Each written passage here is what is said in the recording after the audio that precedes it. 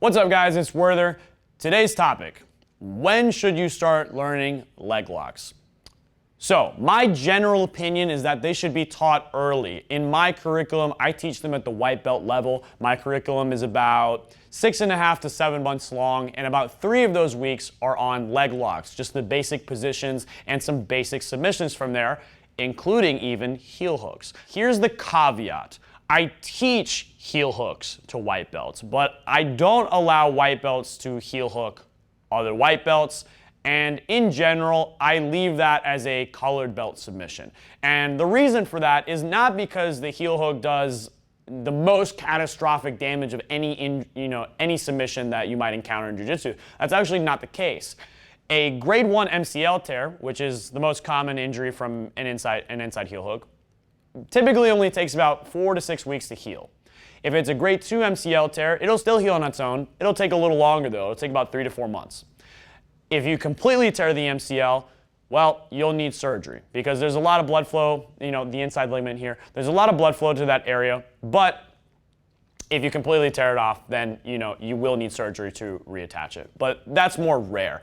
I've torn my MCLs 5 times. One of them has been a grade 2 MCL tear, which took about 3.5, 4 months to heal. All my other ones were grade 1s, which took about 4 to 6 weeks on average for each of them. Now, most of them were my fault. I was dumb. I should have tapped, but I did not for the sake of trying to tough out a win in competition, or just because I was in training and I was first being introduced to leg locks and I did not understand how deeply I was in and I let myself get hurt. So the reason I fear heel hooks being done to and by white belts is because there's no pain indication before the break occurs. So every other joint lock pretty much has a pain indication before the break happens. Ankle locks, there is a pain indication before your foot breaks. Shoulder locks, there's a pain indication each way before your shoulder breaks. Arm bar, there's a pain indication on your elbow before your arm breaks. Wrist lock, same thing, on and on and on. MCL tears don't come with the pain indication before they happen. It's a ligament being stretched out, so it might feel like a weird pressure on the inside of your knee, and if you're not used to it and you don't recognize it, you may not recognize that you're in danger. And that's the real danger behind heel hooks. It's not that it's a catastrophic injury, should it occur to a degree, but it's more so that when you get put in a heel hook, if you're not trained to recognize that you're in danger, you won't know that you're in danger. You won't know when to tap. And that's when the injuries occur. So the reason I teach it in my curriculum is to teach my white belts when to recognize that they're in one, to know when they're in danger, and I have them very slowly and carefully apply it to each other so that they understand when they should tap. And it's useful not just for the training setting in here, but should they cross-train in another gym that's also leg lock friendly, I want them to know when they're in danger and when to tap so that they don't get injured. And that's the biggest reason I think white belts should train leg locks counterintuitively. It's for safety reasons. They should be able to recognize when they're in danger. Now, it's also useful in another sense. When you start training the positional progressions of leg locks early on, it's not something that needs to be introduced into an already established game. It's something that's inherently part of the game, and it's how they develop, and it's developed around the rest of their game. So I'm going to borrow from Danaher's explanation of where leg locks fit into the jiu-jitsu hierarchy, okay? So Danaher's explanation of the jiu-jitsu hierarchy is the 4 steps of jiu-jitsu: the takedown, the guard pass, the pin, and the submission. And he quite famously asked Joe Rogan when he was on his podcast, when do you think leg locks fit in? And Joe Rogan correctly answered, they don't.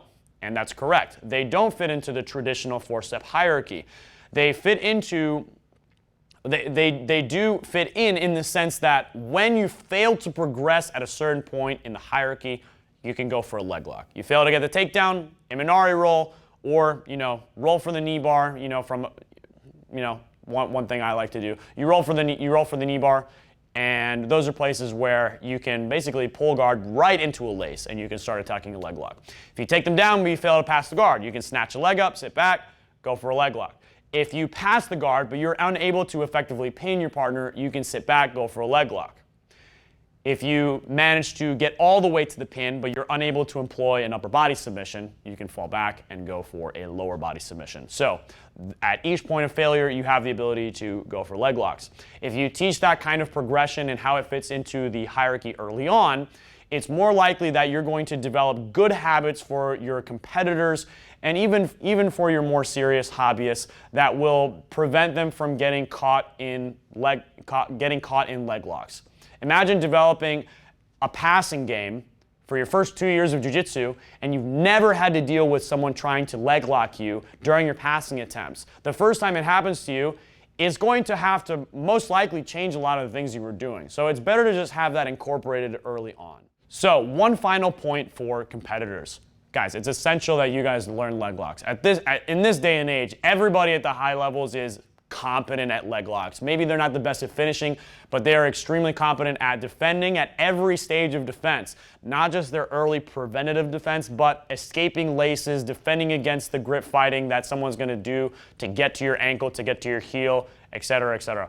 So if you plan on competing at a high level, you need to incorporate leg locks into your game. Even if it's not going to be one of your main ways that you engage in offense, you need to practice them in order to develop a sophisticated defense so that you can build the rest of your game around it. So that's my opinion, guys. I hope you liked the video. If you did, give me a thumbs up. Leave a comment if you disagree or if there's anything you'd like to add, and I'll see you guys next time.